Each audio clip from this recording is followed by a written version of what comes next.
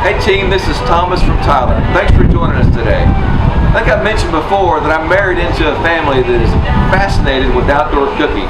Today, I've got my cousin Jeff Byer from Burnett, Texas, who came in for a family reunion to do some cooking together.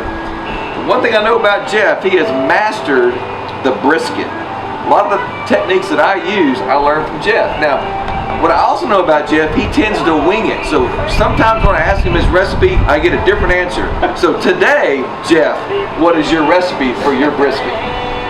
Well, for the most part, Thomas, it stays the same.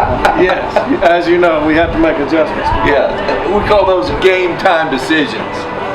Game time decision, correct. And thanks for having us. Thanks for hosting. Oh yeah, it's always a good time when we get together. Glad you came out to East Texas. All the way to East Texas.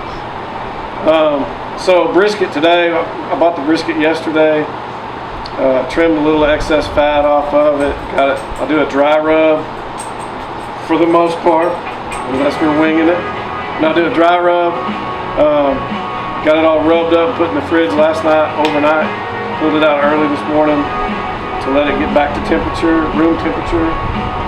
And then we got it on the grill, smoking it 225, 250 degrees.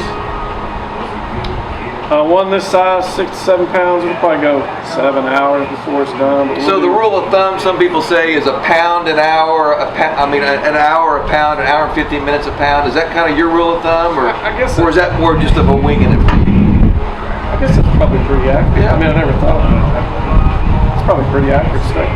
Okay.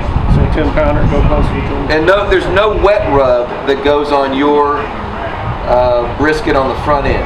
Dry rub only on the front. Unless you add some beer or something to it.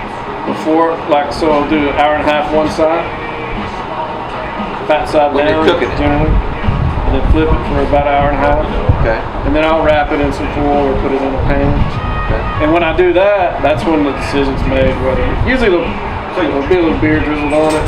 Sometimes some soy sauce, depends on what the meat looks like. Okay. How do you make the decision when to use tenderizer or not?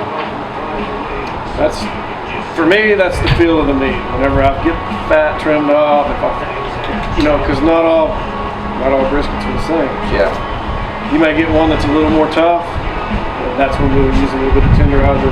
All right. We'd do that day of, not that. Great. Thanks for joining us, team. Jeff, thanks for making the drive in. Absolutely.